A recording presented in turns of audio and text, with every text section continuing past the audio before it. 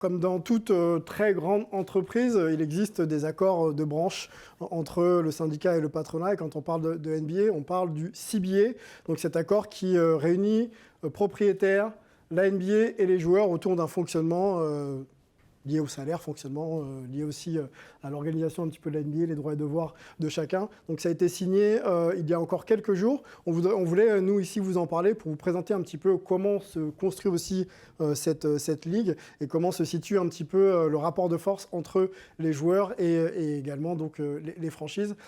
Melvin a bossé pour nous sur ce dossier. Melvin, est-ce que tu peux nous définir qu'est-ce que le CBA et quels étaient les enjeux de cette signature pour les franchises et les joueurs? Ouais, alors le CBA, ça veut dire le Collective Bargaining Agreement. Comme tu l'as dit, c'est un peu la convention collective entre d'un côté le syndicat des joueurs et de l'autre côté la NBA et les propriétaires des franchises. Donc c'est vraiment tout ce qui régit la NBA et sans cet accord-là, et c'était l'enjeu principal il y a quelques semaines, sans cet accord-là, la NBA est au ralenti, et c'est-à-dire qu'il y a le risque du lockout. Le lockout, c'est très simplement, ça veut dire que les propriétaires ferment les clés des installations de leur franchise et les joueurs ne peuvent pas utiliser ces installations. Donc en gros, c'est l'arrêt total de la NBA comme on l'a eu pendant la saison 98-99 et pendant la saison 2011-2012. Des nouvelles mesures ont été ajoutées justement à ce nouveau CBA. Est-ce que tu peux nous les présenter? Parce que c'était aussi un petit peu l'enjeu, faire en sorte que les joueurs puissent faire passer des convictions un peu plus importantes que ce qu'ils pouvaient avoir les années précédentes. Oui, tout à fait. Alors, il y en a quelques-unes dont on parle depuis plusieurs mois, voire plusieurs années, comme le premier, le tournoi de mi-saison, qui est finalement installé, donc qui va commencer dès l'année prochaine, avec 500 000 $ par joueur pour l'équipe gagnante. Donc, c'est un peu sur le système des coupes, Coupe de France, etc., qu'on a en foot. Le deuxième, le minimum de 65 matchs pour être éligible à un trophée individuel, donc tout ce qui est le vote pour le MVP, le vote pour le défenseur de l'année, mais aussi les All-NBA Teams maintenant va avoir cette limite de 65 matchs. Perso, je ne pense pas que ce soit la meilleure solution, mais on va voir comment ça va évoluer. La marijuana qui n'est plus interdite ou qui n'est plus sur la liste des produits interdits en NBA, alors ça peut peut-être paraître un peu bizarre en France, mais il faut se rappeler qu'aux États-Unis, la marijuana est légale dans 21 États et utilisée de façon médicinale dans 37 États. Donc c'est pas aussi dingue que ça peut paraître. Le prochain point, c'est un point qui m'intéresse particulièrement parce qu'on ne sait pas encore exactement comment ça va fonctionner, mais les joueurs vont pouvoir investir dans des franchises NBA, dans des franchises WNBA. Donc imaginez-vous, par exemple, ça peut être vraiment un gros plus à gagner pour les joueurs, c'est-à-dire que Stephen Curry pourrait devenir propriétaire minoritaire des Golden State Warriors, des Warriors qui sont évalués à plus de 8 milliards de dollars, donc ça peut vraiment faire quelque chose de sympa pour les joueurs. La question que j'ai, c'est si un joueur investit dans une équipe mais se fait transférer, comment ça se passe? Donc on va voir, on verra tout ça et on devrait avoir plus les règles dans les semaines qui arrivent. Et enfin, la dernière qui est très importante, c'est la création d'un deuxième palier dans la luxury tax qui vise vraiment à pénaliser les équipes qui ont été les plus dépensières. Donc là, on pense tout de suite, encore une fois, aux Warriors et notamment aux Clippers. Et pour vous donner une idée, si vous passez ce deuxième palier, vous n'aurez plus accès à la mid-level exception qui a permis, par exemple, à Golden State l'été dernier de signer un joueur comme Dante DiVincenzo.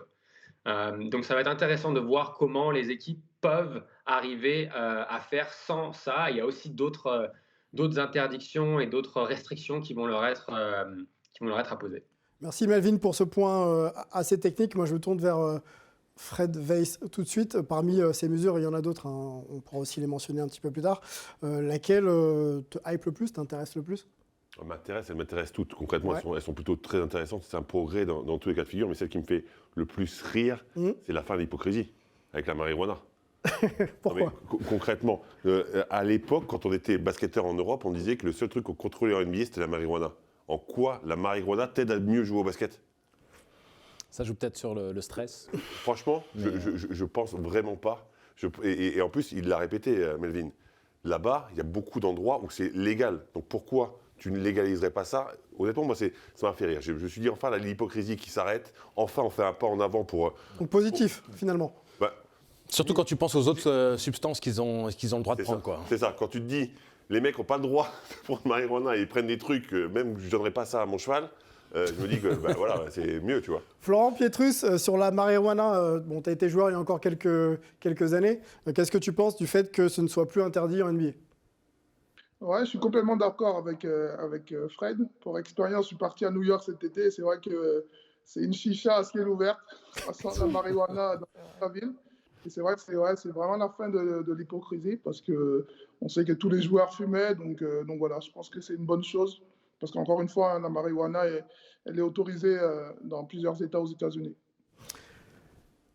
Angelo, qu'est-ce qui te hype ou ce qui ne te hype pas? Je crois que tout ce qui est lié au minimum de 65 matchs par saison. Oui, c'est un axe même de réflexion assez excitant parce qu'on peut se poser plein de questions un petit peu à la même échelle que ce que Melvin avait mentionné. OK, on investit dans une franchise, quand on se fait transférer, qu'est-ce qui se passe? Les 65 matchs, il y a beaucoup de nuances à y apporter par rapport aux joueurs en question, par rapport à ce que ça implique au niveau des bonus, des contrats des joueurs et autres. Et 65 matchs, ça fait 80% des matchs. T'es plutôt favorable à ce minimum, ce seuil minimum? Je suis plutôt favorable, mais j'aimerais qu'on y mette quand même des exceptions et qu'il y ait une sorte d'astérix selon des situations particulières. Après, on pourra en parler plus en détail, mais c'est un axe de réflexion qui est vraiment intéressant.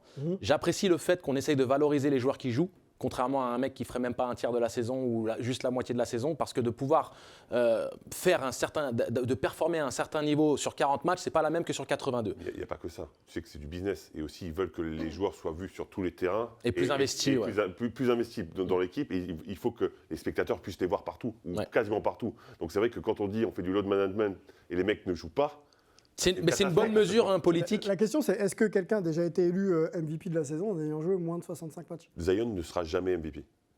Donc ça, à mon avis, c'est jamais arrivé. Bon, après, c'est pour aussi permettre aussi aux joueurs d'être le plus souvent possible sur le terrain. Quand même. C'est jamais arrivé, mais LeBron, on peut dire ce qu'on veut, mais LeBron a eu, on va dire, des saisons qui avoisinaient ce chiffre-là, et c'est toujours un candidat légitime au titre de MVP.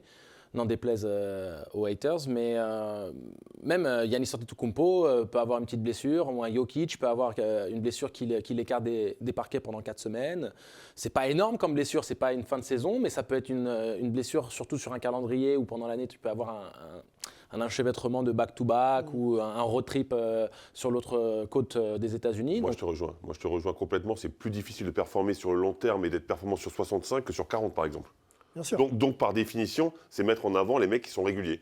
Et je trouve ça bien. Alors, bien sûr, il y en a qui seront tristes parce que malheureusement, une blessure, c'est pas forcément prévu et ça peut arriver. Partie du jeu. Mais à un moment, il faut mettre des règles et je pense que cette règle, elle est bien pensée. Après, elle ne sera pas parfaite parce que rien n'est parfait. Puis elle contrebalance un peu le load management. Ça veut dire, OK, les gars, vous voulez vous load manager, très bien, mais après, derrière, les All-NBA et tout ça, il faut y penser. Après, ils sont malins, les mecs. Ils sont capables de faire jouer une seconde le mec juste pour qu'il ait joué. Donc, il faut vraiment des règles très précises. Non, mais c'est très bien. Ils vont le faire rentrer. Ça peut arriver. Mais ces stats vont chuter. Hein. Parce que quand tu te manges la bulle ou une minute, tes statistiques, elles sont plus sur le même nombre de matchs. Donc, Évidemment. Sauf que si tu es à 65 matchs et qu'un match, tu fais 0, c'est pas...